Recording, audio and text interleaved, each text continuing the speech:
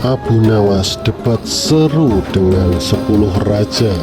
Suatu hari di istana Baghdad, Sultan Harun al-Rasyid mendapat tamu istimewa 10 raja dari negeri-negeri tetangga. Mereka mendengar kabar bahwa di Baghdad ada seorang pria jenaka sekaligus cerdas bernama Abu Nawas. Mereka penasaran, benarkah kepintarannya itu nyata atau hanya kabar angin? Maka disusunlah sebuah majelis debat besar. Abu Nawas pun dipanggil dan ia datang dengan wajah santai meski tahu 10 raja siap mengujinya. Raja pertama, Raja Mesir. Raja Mesir pun bertanya, "Abu Nawas, katakan kepadaku, mana yang lebih dulu, ayam atau telur?" Abu Nawas tersenyum. Yang lebih dulu adalah ayam yang diciptakan Tuhan pertama kali. Tanpa ayam, dari mana datangnya telur? Tetapi jika tidak ada telur, ayam pun tak lahir. Maka jawabannya Tuhan lebih dulu, karena tanpa Dia tak ada ayam ataupun telur. Raja pun terdiam, kagum. Raja Persia menantang, "Kalau benar kau pintar, jawab ini, mana yang lebih luas, langit atau ilmu manusia?" Abu Nawas pun menjawab dan berkata, "Ilmu. Manusia ibarat setetes air, sementara langit adalah samudra. Mustahil dibandingkan. Justru semakin banyak belajar, semakin kita sadar betapa kecilnya kita di bawah langit ciptaannya." Rakyat bertepuk tangan. Raja Persia pun mengangguk. Raja ketiga, Raja India. Raja India menyindir, "Jika engkau benar-benar cerdas, bisakah engkau menunjukkan sesuatu yang tak pernah ada tapi selalu ada?" Abu Nawas menjawab cepat, "Ya, itu adalah mimpi.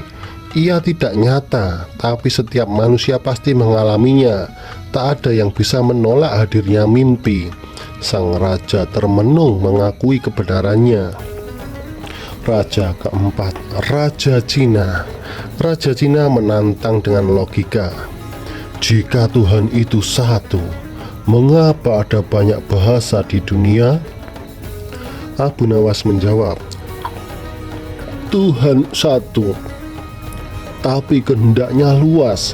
Bahasa diciptakan agar manusia saling mengenal, bukan untuk berpecah belah. Bayangkan bila hanya satu bahasa, dunia akan membosankan." Raja tersenyum puas, penonton pun bersorak. Raja kelima, Raja Yunani.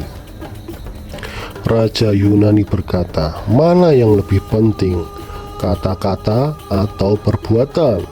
Abu Nawas berkata, "Perbuatan lebih penting, ya mulia, sebab kata-kata bisa menipu, tapi perbuatan menunjukkan kebenaran. Orang bisa berkata, 'Aku dermawan,' tapi jika tak pernah memberi, kata-kata itu kosong." Raja Yunani pun tertunduk malu. Raja keenam, Raja Afrika. Raja Afrika bertanya, "Apa yang paling berharga di dunia ini?"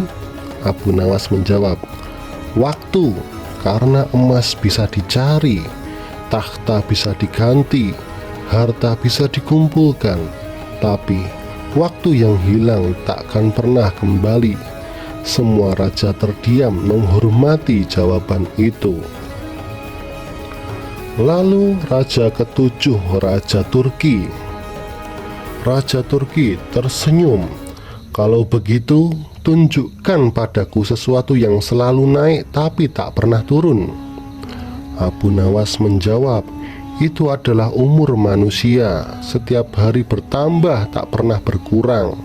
Raja Turki akhirnya tertawa mengakui kecerdikan Abu Nawas. Lalu Raja ke-8 dan ke-9, Raja Romawi dan Raja Andalusia. Raja Romawi bertanya, "Apa yang lebih cepat dari kuda perang?" Abu Nawas berpikir, langsung menjawab, "Pikiran." Sekejap ia sudah melampaui langit. Raja Andalusia menyusul. Apa yang lebih berat dari gunung? Abu Nawas menjawab, dosa yang dipikul manusia, karena gunung bisa dipindah dengan kekuatan, tapi dosa hanya bisa dihapus dengan taubat. Kedua raja terdiam. Lalu raja ke-10, Raja Baghdad, terakhir. Raja Baghdad bertanya lantang, Abu Nawas, setelah semua pertanyaan ini, menurutmu siapa yang paling berkuasa di dunia? Abu Nawas menatap semua raja. Bukan raja, bukan sultan, bukan manusia. Yang paling berkuasa hanyalah Tuhan yang Maha Esa.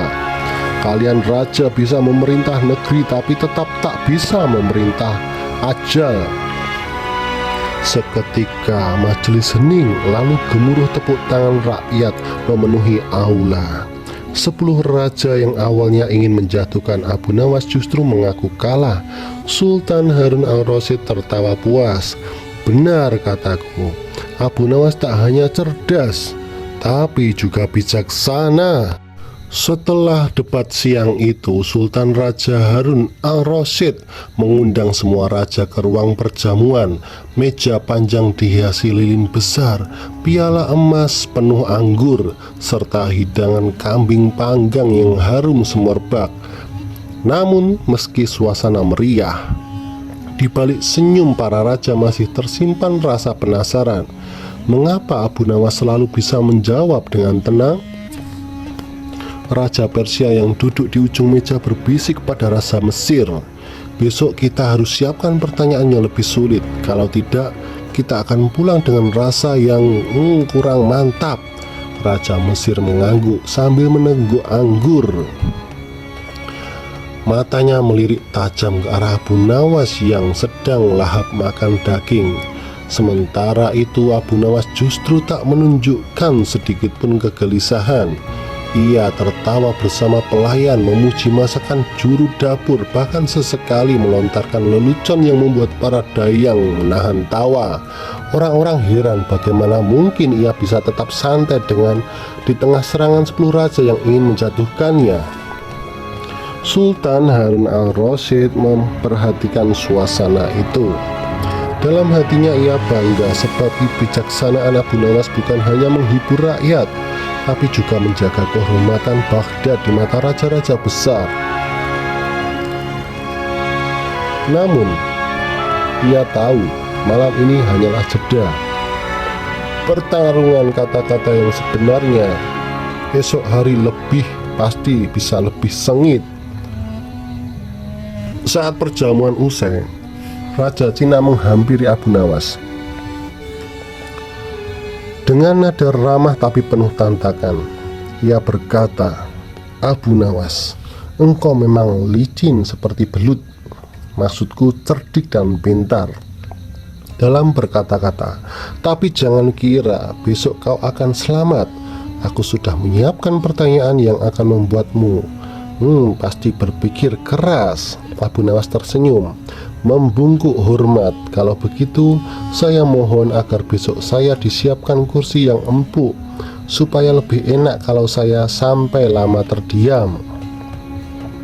Jawaban itu membuat semua orang yang mendengar meledak tertawa. Bahkan Raja Cina sendiri tak kuasa menahan senyum. Abu Nawas selalu tahu cara mengubah ancaman menjadi bahan tertawaan. Dan itulah kekuatan yang tak dimiliki para raja. Malam semakin larut, lilin-lilin dipadamkan satu persatu.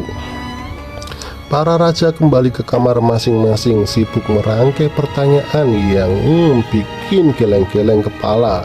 Sementara Abu Nawas hanya berbaring di didipan kayu sederhana, menutup mata sambil bergumam, besok tinggal main-main lagi.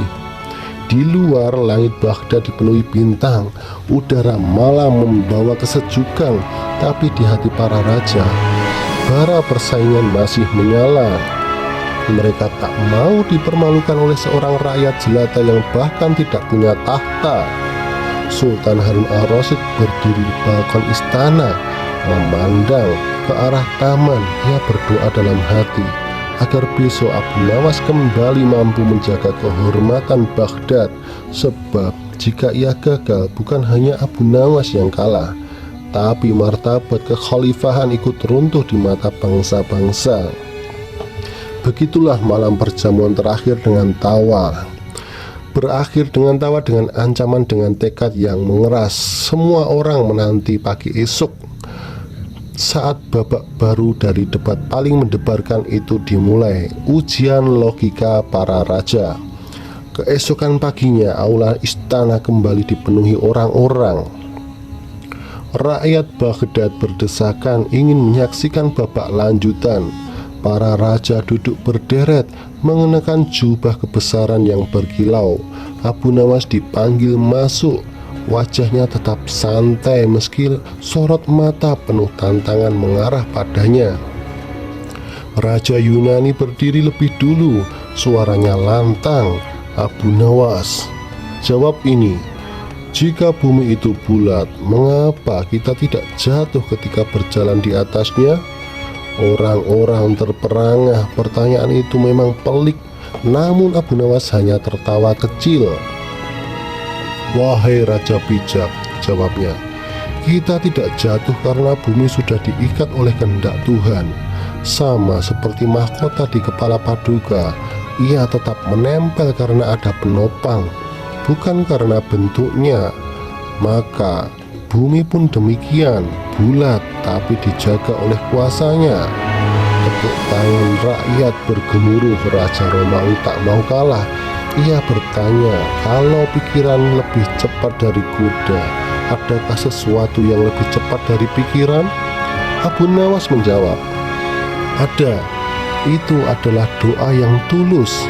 Sekejap ia sampai ke langit tanpa ada yang mampu menghalangi. Rakyat terdiam haru mendengar jawaban itu. Bahkan beberapa ulama yang hadir mengangguk penuh hormat. Raja Romawi yang awalnya tersenyum sinis, kini menundukkan kepala mengakui kebijaksanaan Abu Nawas. Lalu Raja Turki maju dengan wajah penuh percaya diri. Wahai Abu Nawas, katanya, sebutkan sesuatu yang bisa membesar tanpa batas, tetapi tidak pernah terlihat oleh mata. Orang-orang menduga kali ini Abu Nawas akan kesulitan. Namun Abu Nawas kembali membuat semua terperangah. Ia berkata, itu adalah keserakahan. Hati manusia bisa serakah tanpa pernah kenyang, dan tak seorang pun bisa menimbangnya dengan mata. Tapi dampaknya bisa menghancurkan kerajaan. Semua pun terdiam. Sultan Harun menatap para raja. Melihat wajah-wajah yang mulai goyah, debat yang mereka kira bisa menjatuhkan Abu Nawas justru membuat kebijaksanaannya semakin diakui. Beberapa raja mulai saling berbisik, merasa pertanyaan-pertanyaan mereka justru membuka kelemahan diri. Tapi sebagian lain masih berkeras untuk mencari celah. Debat belum berakhir dan gengsi para raja belum sepenuhnya runtuh. Hari ini, sekali lagi Abu Nawas membuktikan bahwa kecerdasan bukan milik raja atau bangsawan raja saja. Seorang rakyat jelata pun bisa mengalahkan 10 mahkota dengan lidahnya yang tajam dan pikirannya yang jernih. Pada sore hari, Sultan Harun mengumumkan satu pertanyaan terakhir. Semua raja diminta menyetujui satu soal pamungkas untuk menjatuhkan Abu Nawas. Mereka berunding lalu sepakat pertanyaannya harus menyentuh inti kehidupan. Raja Mesir maju mewakili semuanya. Abu Nawas, sebutkan sesuatu yang dimiliki semua manusia, tapi tak seorang pun bisa menyimpannya selamanya. Raja Mesir itu berbicara satu kali lagi untuk memperjelas. Sebutkan sesuatu yang dimiliki semua manusia, tapi tak seorang pun bisa menyimpannya selamanya. Suasana mendadak hening. Orang-orang menahan napas. Abu Nawas menunduk sejenak lalu tersenyum. Yang paduka mulia, maksud adalah menyawa. Yang Paduka maksud adalah nyawa. Kita semua memilikinya, tapi tidak ada yang bisa menyimpannya. Pada akhirnya, ia akan kembali kepada Sang Pencipta. Semua raja terdiam. Jawaban itu begitu sederhana tapi tak terbantahkan. Rakyat bersorak, suara mereka menggema memenuhi aula istana. Debat tersengit Abu Nawas. Raja dan hakim tak berkutik. Malam itu istana Baghdad geger. Kabar beredar bahwa Sultan Harun al-Rasyid murka pada Abu Nawas. Penyebabnya sederhana tapi memalukan. Seorang hakim agung menuduh Abu Nawas menipu rakyat dengan dalih agama. Aula kerajaan dipenuhi para ulama, pejabat, dan rakyat yang penasaran. Semua menanti bagaimana Abu Nawas bisa lolos kali ini. Hakim yang licik itu dengan wajah congkak berdiri di hadapan Sultan. Suaranya lantang, "Wahai Amirul Mukminin, hari ini izinkan aku membuktikan bahwa Abu Nawas hanyalah penipu rakyat dengan lidahnya." Sultan menatap Abu Nawas dengan dingin. "Engkau selalu punya alasan, Abu Nawas, tapi kali ini aku ingin mendengar dengan kepalaku sendiri. Jika engkau gagal, nyawamu taruhannya." Ruangan mendadak senyap. Semua mata tertuju pada lelaki berwajah sederhana itu. Abu Nawas dengan senyum tipis melangkah ke depan. Ia menunduk hormat lalu berkata pelan, "Hamba tidak takut, tuanku, karena lidah hamba bukan untuk menipu, melainkan untuk meluruskan." Hakim menatap sinis, matanya menyala penuh ambisi.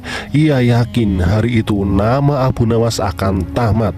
Sultan mengangkat tangannya. "Baiklah, mulai debat ini. Tanyakan apa saja dan biar kita lihat apakah Abu Nawas mampu bertahan." Semua orang menahan nafas. Inilah momen yang ditunggu-tunggu. Debat terbuka antara kecerdikan Abu Nawas dan kelicikan seorang hakim agung. Dan di sanalah sejarah kecil yang penuh tawa sekaligus hikmah akan ditorehkan. Serangan pertama hakim itu melangkah maju. Dengan nada sombong ia mengajukan pertanyaan pertamanya. "Jika Tuhan itu satu, mengapa ada banyak agama di dunia?" Ruangan bergemuruh. Sebagian orang terkejut, sebagian lain mengangguk. Pertanyaan ini memang sering diperdebatkan para ulama. Hakim tersenyum puas. Ia yakin Abu Nawas tak mampu menjawab dengan logika yang sederhana. Abu Nawas menarik nafas panjang lalu tersenyum. "Tuanku, izinkan hamba menjawab dengan perumpamaan." Ia lalu menunjuk ke arah taman istana. Di taman itu ada sebuah sumur. Airnya hanya satu, jernih dan sama. Namun orang yang datang menimba airnya berbeda. Ada yang memakai kendi, ada yang memakai tempayan, ada yang memakai tangan kosong. Apakah airnya berubah? Sultan mengerutkan dahi sementara rakyat terdiam. "Begitulah tuanku," lanjut Abu Nawas. "Tuhan hanya satu, tapi manusia menimbanya dengan wadah yang berbeda. Itulah mengapa agama tampak berbeda meski sumbernya sama." Tepuk tangan kecil terdengar dari barisan rakyat. Hakim terperangah, matanya melotot. Sultan menahan senyum. Pertanyaan sulit itu dijawab dengan sederhana. Tapi hakim belum menyerah. Ia menyiapkan serangan berikutnya, lebih licik dari yang pertama. Pertanyaan yang menjebak. Hakim melipat tangannya di dada. "Baiklah Abu Nawas, sekarang jawab pertanyaan ini. Mana yang lebih dulu, ayam atau telur?" Ruangan kembali ribut. Pertanyaan ini legendaris, banyak filosof tak bisa menjawabnya. Hakim sengaja memilihnya untuk mempermalukan Abu Nawas. Abu Nawas tersenyum tipis. "Tuanku, jawabannya tergantung siapa yang lapar." Semua terdiam. Abu Nawas pun melanjutkan, "Jika yang lapar seorang raja, tentu ayam lebih dulu. Tapi jika yang lapar seorang fakir, maka telur lebih dahulu, karena ia lebih mudah dimasak." Gelak tawa rakyat pecah, bahkan sebagian ulama ikut tersenyum. Sultan menepuk dadanya mencoba menahan tawa. Hakim menggertakkan gigi, jawaban itu bukan saja tepat tapi juga menampar kesombongannya. Ia pun segera melancarkan pertanyaan ketiga, berharap bisa menjebak lebih keras. Baiklah, kalau begitu tunjukkan di mana pusat dunia berada. Titik balik debat, semua orang menoleh ke arah Abu Nawas menunggu apa yang akan ia lakukan. Dengan langkah tenang, Abu Nawas mengambil tongkatnya dan menancapkannya ke lantai istana. Inilah pusat dunia, tuanku. Hakim langsung meledak tertawa. Mana mungkin kau seenaknya menunjuk pusat dunia hanya dengan tongkat? Abu Nawas menatapnya lurus. Jika engkau tidak percaya, silahkan ukur sendiri sampai ke ujung dunia. Jika hasilnya berbeda, hamba akan mengaku kalah. Suara riuh memenuhi aula. Rakyat tertawa, ulama terperangah, sultan tersenyum puas. Hakim tercekat, lidahnya keluh. Ia sadar telah terjebak oleh logika sederhana Abu Nawas. Sultan berkomentar singkat, sungguh jawaban yang membuatku berpikir ulang. Sambil menahan tawa diam, Abu Nawas menunduk hormat kepada sultan, tapi matanya berkilat penuh kemenangan. Namun hakim masih belum menyerah. Ia mengeluarkan senjata terakhirnya. Serangan balik hakim. Hakim berkata lantang, Abu Nawas, jika engkau memang cerdik, tunjukkan wajah Tuhan kepada kami semua. Ruangan mendadak senyap. Pertanyaan itu sangat berbahaya, bisa menyeret pada tuduhan sesat. Semua menatap Abu Nawas dengan khawatir bagaimana ia akan menjawab tanpa menyinggung akidah. Abu Nawas menunduk sejenak lalu memandang lurus pada hakim. Wahai Tuhan, wahai tuanku, permintaanmu seperti memaksa semut memperlihatkan gunung mustahil. Aku ulangi sekali lagi, tuanku. Permintaanmu seperti memaksa semut memperlihatkan gunung. Itu seperti mustahil. Hakim tersenyum sinis merasa menang, tapi Abu Nawas belum selesai.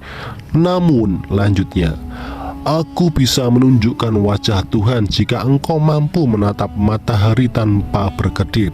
Semua terdiam, logika itu begitu tajam. Sultan memejamkan mata, menyadari kebesaran perumpamaan itu. Hakim pucat pasi, lidahnya keluh, tak mampu membalas kata-kata Abu Nawas. Ruangan istana bergemuruh dengan tepuk tangan rakyat. Abu Nawas lagi-lagi berhasil mengalahkan kelicikan dengan kecerdikan. Sultan berdiri dari singgasananya. Cukup, aku sudah mendengar cukup banyak. Ia menatap hakim dengan tajam. Engkau datang dengan niat menjatuhkan Abu Nawas, tapi justru engkau sendiri yang terjatuh. Hakim gemetar, wajahnya merah padam. Semua orang menatapnya dengan tatapan merendahkan. Abu Nawas pun menunduk, tetap rendah hati. Ampun tuanku, hamba tidak bermaksud mempermalukan siapapun, hanya kebenaran yang hamba bela. Sultan pun tersenyum. Engkau memang orang yang aneh, Abu Nawas, tapi keanehanmu menyelamatkan banyak orang dari kebodohan. Rakyat bersorak, nama Abu Nawas dielulukan. Abu Nawas, Abu Nawas, Abu Nawas. Hakim hanya bisa menunduk malu. Rencananya hancur berantakan. Abu Nawas keluar dari aula dengan langkah tenang, disambut tepuk tangan rakyat. Namun dalam hati ia tahu kelicikan tak akan pernah berhenti mencoba menjatuhkannya. Malam itu Baghdad kembali tenang. Debat seru itu menjadi bahan pembicaraan di pasar, di masjid, di gang-gang kecil. Semua orang kagum bagaimana Abu Nawas mampu mengalahkan hakim agung dengan kata-kata yang sederhana. Sultan pun merenung, menyadari bahwa kebenaran tidak selalu datang dari pejabat atau ulama besar, tapi bisa juga dari rakyat kecil yang jujur. Sementara Abu Nawas di rumahnya yang sederhana hanya tersenyum bahagia. Kebenaran bukan untuk dipamerkan, melainkan untuk dipertahankan. Cerita ini terus hidup dari mulut ke mulut menjadi legenda yang tak pernah padam. Karena di setiap zaman akan selalu ada hakim licik yang mencoba menjatuhkan orang jujur. Dan akan selalu dibutuhkan sosok seperti Abu Nawas yang dengan kecerdikan sederhana saja mampu menundukkan kesombongan. Hingga kini setiap orang yang mendengar kisahnya selalu bertanya, bagaimana mungkin seorang sederhana bisa menundukkan raja dan hakim dengan hanya lidahnya? Itulah kekuatan akal sehat yang dibungkus dengan keberanian. Itulah kekuatan akal sehat yang dibungkus dengan keberanian. Sebuah pelajaran. Kadang kebenaran terdengar, kadang kebenaran terdengar sederhana, tapi hanya yang jernih hatinya yang mampu mengucapkannya.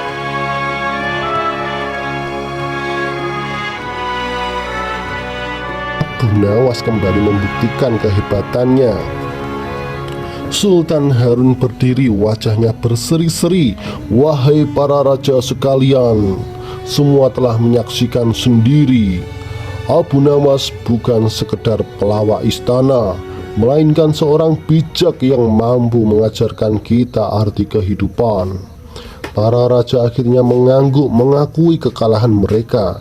Beberapa bahkan menyalami Abu Nawas dengan hormat, meski gengsi mereka masih terasa. Namun semua setuju Baghdad memang pantas disegani karena memiliki orang seperti Abu Nawas. Abu Nawas sendiri hanya tersenyum polos lalu berkata, saya hanyalah rakyat kecil yang sering lapar paduka. Jika hari ini saya menang, biarlah kemenangan itu menjadi milik Baghdad. Rakyat bersorak lagi, menyebut namanya berulang-ulang. Abu Nawas, hidup Abu Nawas. Malam itu pesta kemenangan digelar, musik, tarian, dan lentera memenuhi istana. Tapi di tengah keramaian, Abu Nawas duduk di sudut meneguk air hangat sambil berkata pelan, betapa kecil manusia di hadapan Tuhannya, meski 10 raja pun tunduk. Sultan Harun menghampirinya dan menepuk bahu Abu Nawas. Katanya, kau bukan hanya membuat Baghdad dihormati, tapi juga membuat kita semua belajar rendah hati. Dan begitulah perdebatan seru dengan 10 raja berakhir bukan dengan kebencian, tapi dengan kekaguman. Nama Abu Nawas semakin harum, bukan hanya di Baghdad, tapi juga di negeri-negeri para raja yang dulu datang dengan niat menjatuhkannya. Alhamdulillah, itulah tadi kisah perdebatan seru Abu Nawas dengan 10 raja yang penuh hikmah. Dari sini kita belajar bahwa kecerdasan bukan hanya milik para penguasa, tapi siapapun yang mau berpikir dengan jernih dan ikhlas. Semoga kita semua bisa mengambil pelajaran dari kecerdikan Abu Nawas yang selalu membungkus kebenaran dengan kebijaksanaan dan humor. Ya Allah, Tuhan yang Maha Pengasih lagi Maha Penyayang, limpahkanlah rahmat dan kasih sayang-Mu kepada kami semua yang menonton ini. Ya Allah, sehatkanlah badan kami, lapangkanlah hati kami, kuatkanlah iman kami. Ya Allah, bagi yang sedang sakit maka sembuhkanlah, bagi yang sedang berhutang mudahkanlah jalannya untuk melunasi, bagi yang sedang bersedih hiburkanlah hatinya dengan kebahagiaan, bagi yang sedang berjuang kuatkanlah langkahnya hingga ia sampai pada tujuan yang diridhoimu. Ya Allah, bagi yang masih menanti jodoh, pertemukanlah dengan pasangan terbaik yang bisa menuntun ke jalan-Mu.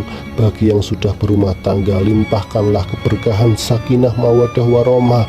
Bagi anak-anak kami, jadikanlah mereka generasi yang berbakti kepada orang tua, bermanfaat bagi umat, dan membawa cahaya kebaikan di dunia ini. Ya Allah, jauhkanlah kami dari segala bencana, fitnah, dan kezaliman.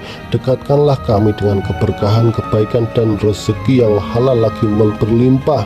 Ya Allah, Jadikanlah setiap langkah kami bernilai ibadah, setiap usaha kami bernilai pahala, dan setiap doa kami Engkau kabulkan. Amin, amin, ya rabbal alamin.